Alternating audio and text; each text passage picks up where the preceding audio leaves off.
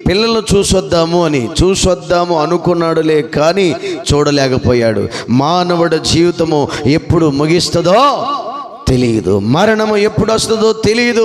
మరణానికి ముందుగానే ప్రేమైనటువంటి దేవుని బిడ్డలారా, యేసుక్రీస్తు ప్రభువుని ఎవరైతే సొంత రక్షకుడిగా అంగీకరిస్తారో, ఎవరైతే సేవకులు మాట వింటారో, ఎవరైతే సేవకునికి లోబడతారో, ఎవరైతే సంఘానికి లోబడతారో, సేవకుని మాట తీసుకుని ఆత్మానుసారంగా నడిపించబడతారో వాళ్ళు ధన్యులు, పరలోకం వాళ్ళది. Praise the Lord. ఒకసారి కొట్టండి గట్టిగా చప్పట్లు, దగ్గర కొట్టండి, హల్లెలూయా. అలా కాకుండా ప్రేమైన దేవుని బిడ్డలారా, లోక సంబంధమైన ఆచారాల వైపు వెళ్ళిపోతూ చూడండి, క్రీస్తు పడిన ప్రయాస కూడా వ్యర్థం చేస్తూ లోక సంబంధమైన ఆచారాలతో గనక ఉన్నట్లయితే చనిపోయిన వారు ఎవ్వరు పరలోకం వెళ్ళరు. ఇది వాస్తవం. ఎవరు వెళ్ళరు. పరలోకం వెళ్ళాలంటే సేవకుడు చెప్పిన మాట వినాలి. సేవకుడు కూడా దేవుడు చెప్పిన మాట వినేవాడై ఉండాలి.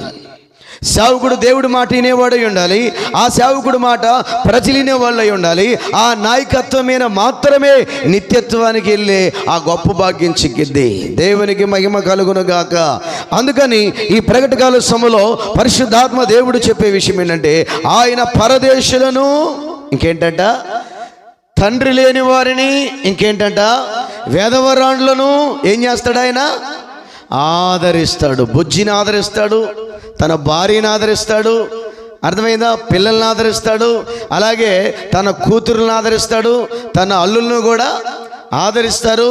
నిజానికి అల్లుళ్ళు కూడా చాలా మంచివాళ్ళు. నేను ఎందుకు చెప్తున్నానంటే, ఆ రోజు మరి భూస్థాపన కార్యక్రమానికి వచ్చినప్పుడు నేను చూశాను. వాళ్ళు ఎంతో ప్రయాసపడ్డారు. ఇద్దరు అల్లుళ్ళు అలాగే కూతుర్లు అందరూ కూడా ప్రేమైన దేవుని బిడ్డలారా, వాళ్ళు చాలా బాగా ఆదరించారు.